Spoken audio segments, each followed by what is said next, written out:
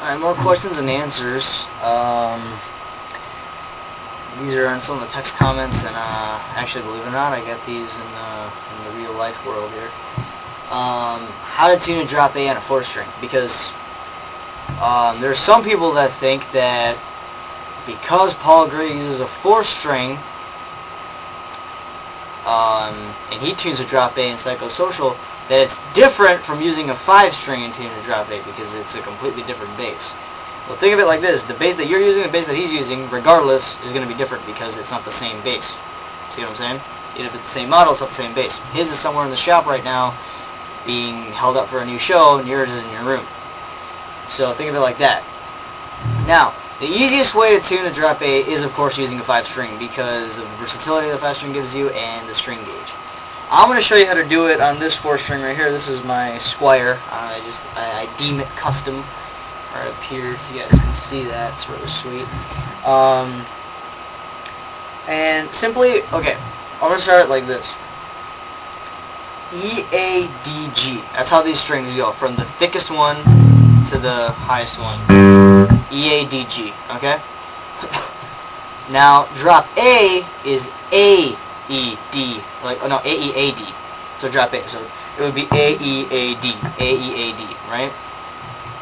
So I think of taking E, A, D, G, right? The E, A, D, G, taking that last G, throwing it out, taking the above 3, moving them down, right? So that leaves the thickest one without a tuning. So you got E, A, D, right? Now that top one has to be an A. So basically that's what you have to do. Alright? So I'm going to do it on this. These strings are not thick enough to sustain that. A little side note that I'm going to add, this is a huge side note actually. You need to get thick gauge strings if you're going to do this on a 4 string. Meaning if this is going to be on a 4 string, it's going to be in drop A at all times, or B standard. Because you are not going to be able to get away with it on a regular gauge 4 string. It just does not work. It's going to get really floppy. So I have a hum problem right now, you know, because I'm going to have to get that rewired and checked. But I'm going to go ahead and tune this down. Now, you can hit pitch with me, but I got my tuner, so I'm going to do this tuner wise, right?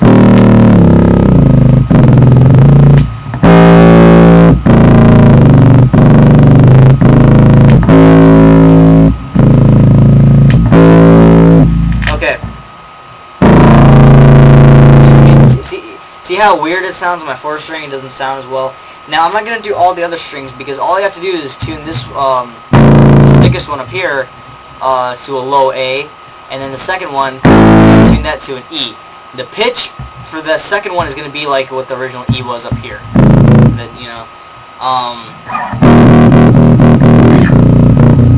It's just it sounds horrible unless you actually have everything set up for it. But yeah, I mean, just tune A on the 4th, on this top string and 4th string, A, E on this next one, A, D, A, E, A, D. It's not that hard. It's actually easy to retain. I'm gonna tune this back up to standard.